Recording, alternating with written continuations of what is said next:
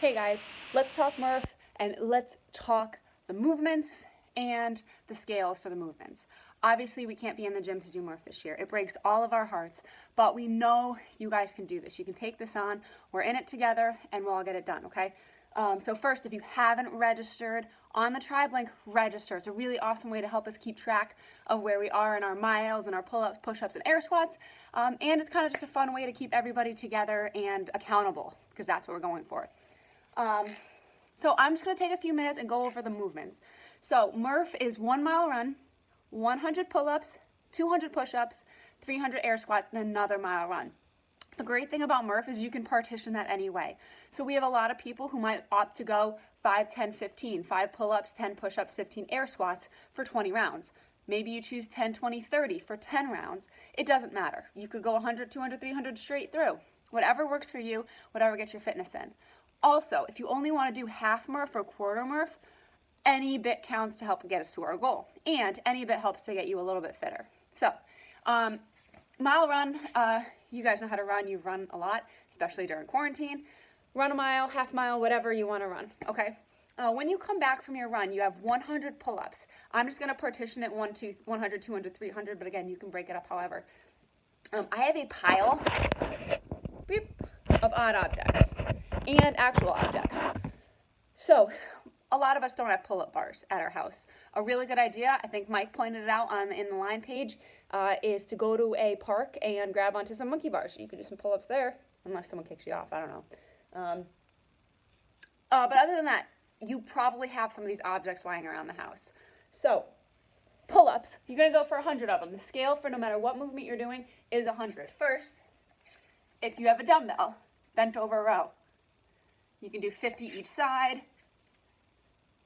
Again, from the side, this is what it looks like. Nice flat back, touches up, pulling right to my armpit and back down. Okay, so if you don't have a dumbbell, maybe you have a kettlebell. Same thing, here, right to the armpit, down. If you don't have a dumbbell, if you don't have a kettlebell, maybe you have a plate, any weight of a plate. I have a plate, 10 pounds. Here, together, to the chest, down, chest, down.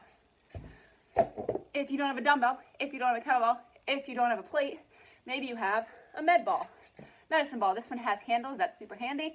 Maybe you have one like a wall ball or anything without it. Again, row, chest, down, chest, down. Next, maybe you have a weighted vest. You can use a weighted vest for this entire workout. You can take it off for the pull-up part, grab it by its handles here, by its shoulder straps, row, row, row. Moving on, maybe you don't have anything CrossFit related at your house. Maybe you have paint buckets. Row, row, row, right? I won't fill those. And I have a soccer backpack, circa like, I don't know, 1995.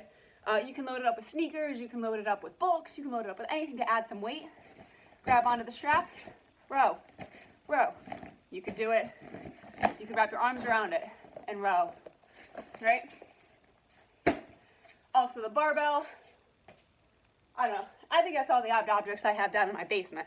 I know I have a ton more in the garage. Anything works. Just, we're working on pulling, squeezing, mostly in that upper back and those lats is really what we're trying to go for in that pull, right? You'll get the push and the air squat later on. Speaking of push-ups. So the RX version of push-ups, obviously gonna be from your toes, hands down to the ground, down, up, down, up. Our first scale can be go to the knees, but we still want to keep that nice flat back, down, up. So what we are not doing is butt up here. Not good.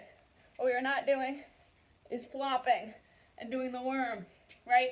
Nice flat back, whether you're here or on the toes. Both are great. You can also do some hand release push-ups. If you're worried you're not going low enough, hand release push-ups will certainly get you low enough. They look like this. Up, down, hands come up, squeeze those lats.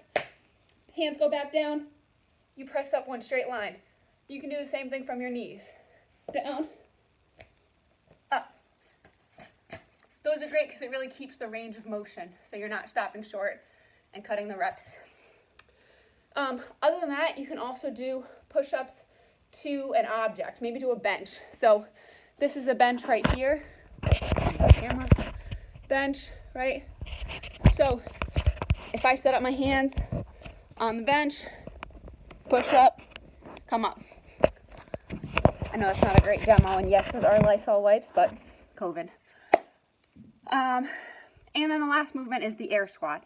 Again, we've done a ton of air squats, especially during quarantine.